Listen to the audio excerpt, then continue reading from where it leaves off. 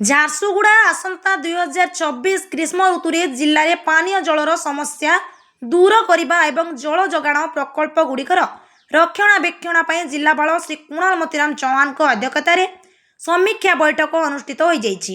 ଏହି ବୈଠକରେ ଜିଲ୍ଲାର ସମସ୍ତ ନଳକୂପ, ସୌରଚାଳିତ ଡୁଆଲ ପମ୍ପ ଏବଂ ଗ୍ରାମ୍ୟ ପାନୀୟ ଜଳ ଯୋଗାଣ ପ୍ରକଳ୍ପର ବର୍ତ୍ତମାନର ସ୍ଥିତି ସମ୍ପର୍କରେ ଜିଲ୍ଲାପାଳ ଅନୁଧ୍ୟାନ କରିଥିଲେ।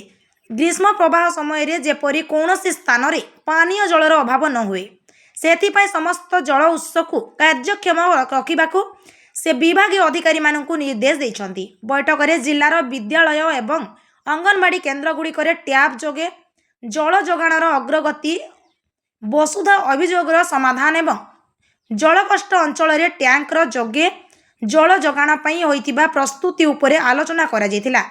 ନୂତନ ନଳକୂପ ଖନନ ସହିତ DMF ଏବଂ SFC ପାଣ୍ଠିର ଚାଲିଥିବା ବିଭିନ୍ନ ପ୍ରକଳ୍ପର ସମୀକ୍ଷା କରାଯାଇଥିଲା। ବିଶେଷ କରି 16, 17 ଏବଂ 42ଟି ଗ୍ରାମ ପଞ୍ଚାୟତକୁ ସାମିଲ କରୁଥିବା ମେଗା ପାନୀୟ ଜଳ ପ୍ରକଳ୍ପର ସ୍ଥିତି ଉପରେ ଜିଲ୍ଲାପାଳ ଗୁରୁତ୍ୱାରୋପ କରିଥିଲେ। ରାସ୍ତା କାମ ସମୟରେ PWD, RD ଏବଂ NH ବିଭାଗ ଦ୍ୱାରା କ୍ଷତିଗ୍ରସ୍ତ ହୋଇଥିବା ପାଇପଲାଇନ୍ ଗୁଡ଼ିକର ତୁରନ୍ତ ପୁନରୁଦ୍ଧାର ପାଇଁ ଅନ୍ତଃ ବିଭାଗୀୟ ସମନ୍ୱୟ ରକ୍ଷା କରିବାକୁ ପରାମର୍ଶ ଦିଆଯାଇଛି। ବାକି ରହିଥିବା ଆକଳନ ଗୁଡ଼ିକର ଅନୁମୋଦନ ଏବଂ ପାଣ୍ଠି ସଠିକ୍ ବିନିଯୋଗ କରି ନିର୍ଦ୍ଧାରିତ ସମୟ ମଧ୍ୟରେ ସମସ୍ତ କାର୍ଯ୍ୟ ଶେଷ କରିବାକୁ ଜିଲ୍ଲାପାଳ ନିର୍ଦ୍ଦେଶ ଦେଇଛନ୍ତି।